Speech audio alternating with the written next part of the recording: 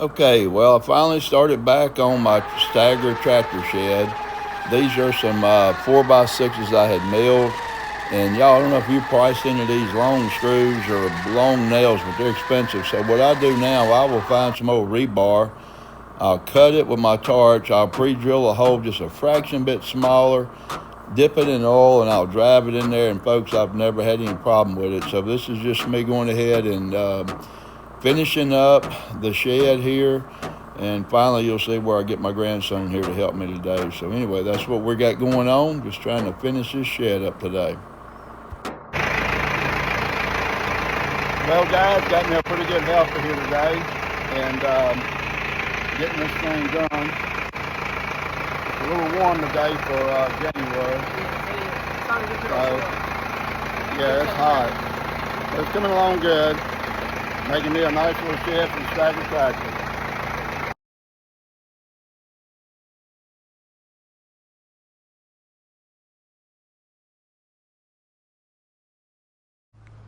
Alright guys, we're getting everything set up here with the camera this morning. And I was putting this up by myself, but this is too heavy, so I got my grandson today helping me.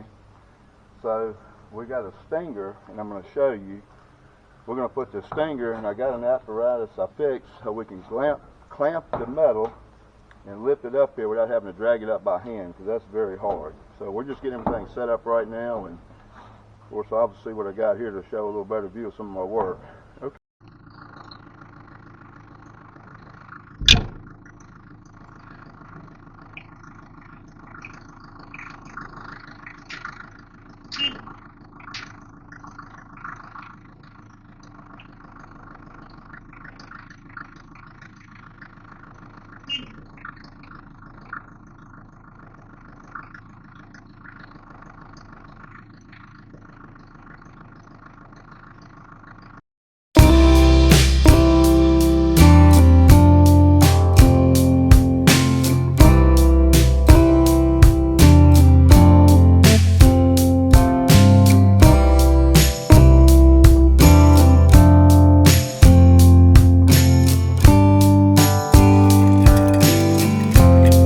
Well, you can see that the stinger on the bucket of the tractor worked really nice to get the metal up there.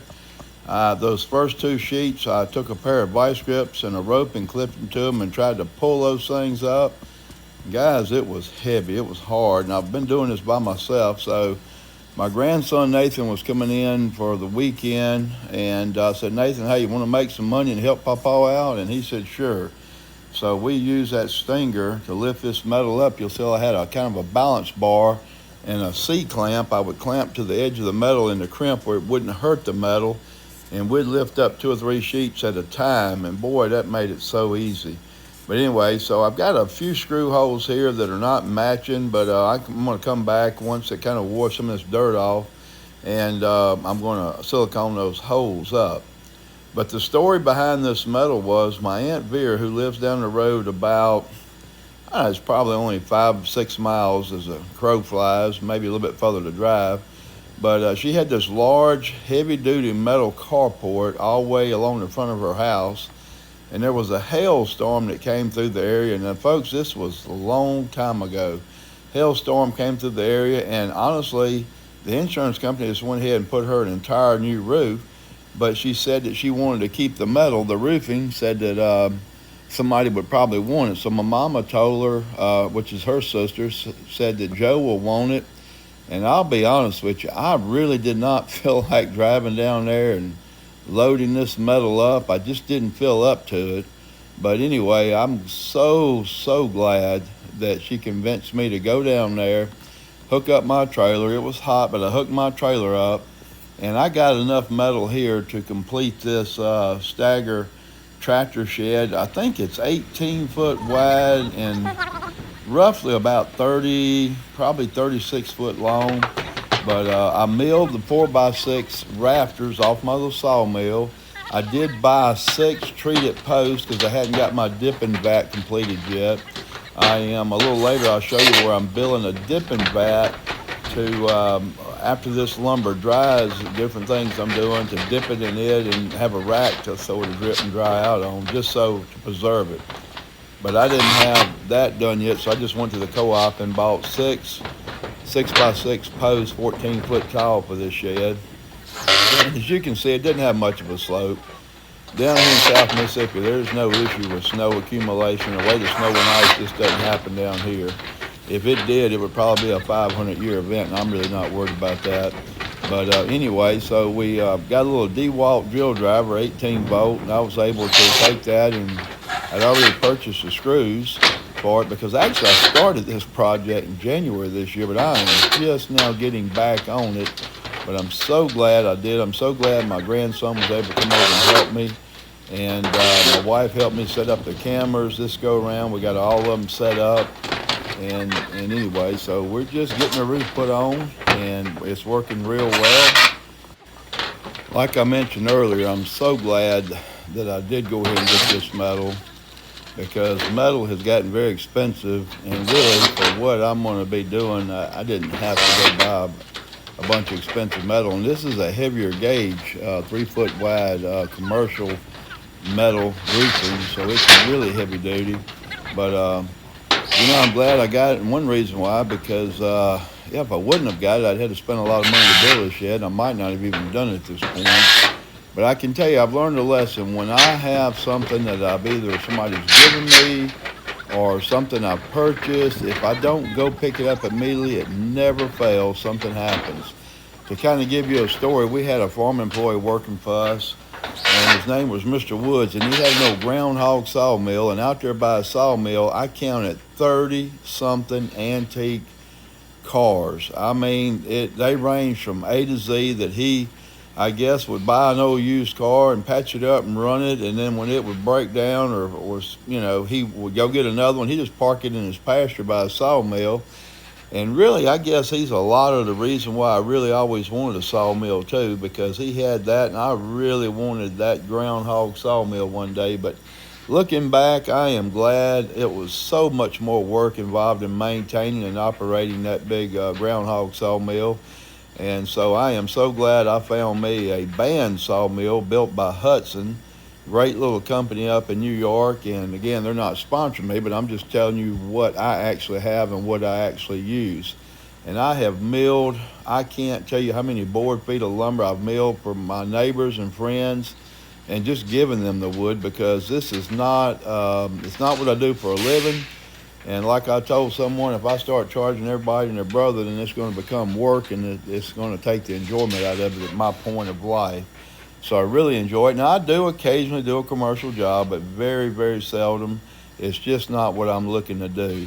But anyway, yeah, so now when I get something, I go get it, because Mr. Billy, the guy I was telling you about, he said, Joe, you can have whatever out here you want. And I picked out 3 of the coolest old antique vehicles. And you know what? Time went by. I got busy farming. A year went by, 2 years went by, several more years went by, and Mr. Billy passed away. Well, once the gentleman who owned them passed away and it went to his heirs, they didn't remember that conversation, and I understand that. I wouldn't expect for them to, but it was my fault for not getting it. Another case, I bought a Buick from a lady that I was renting some soybean land from one time, and it had a 2-speed automatic transmission. I think the race car drivers really like this transmission, but the body was in excellent shape. And I gave her, I want to say $35 for that car. I mean, it had briars going up in it, and she thought it was a piece of junk, but it actually was a very clean body. It had that 2-speed transmission in it, and I let it slip away. All right, the shed is complete. We've got the roof on. I may come back and put a few angle braces just to stabilize it a little bit more, but it won't catch much wind because the way the roof is. It'll be a plenty enough slope to, for the rain to run off, but not enough slope to make it catch a lot of wind. Well, I decided to go ahead and move my tool trailer, and as I was pulling up, a dang wasp, or 2 wasps, I don't know if they were in the door area when I opened the door up and shut it. Them dang wasps got in the truck, and I got stung twice, so I'm slapping them around trying to get rid of them. I think my grandson Nathan's kind of laughing at me, telling me I need to post that part, but I don't know if you can see it because he was standing back. But anyway, I'm just pulling the trailer out of the way of the tractor shed, and I'm going to back it up over here. Now, this is a tool trailer that I use to keep my carpentry tools in. It's not a mechanical tool trailer, but it keeps my chop saws, my table saw, my air hammers, my nails, my screws. I just keep everything in it for the projects at hand, and I can just pull the trailer right to the job site rather than having to run back and forth. And I keep it locked up to keep the honest people, out of it. But anyway, so we're gonna back this up here and get it out of the way before we go get the big Steiger and bring it down and put it up underneath there. So let's see how that goes.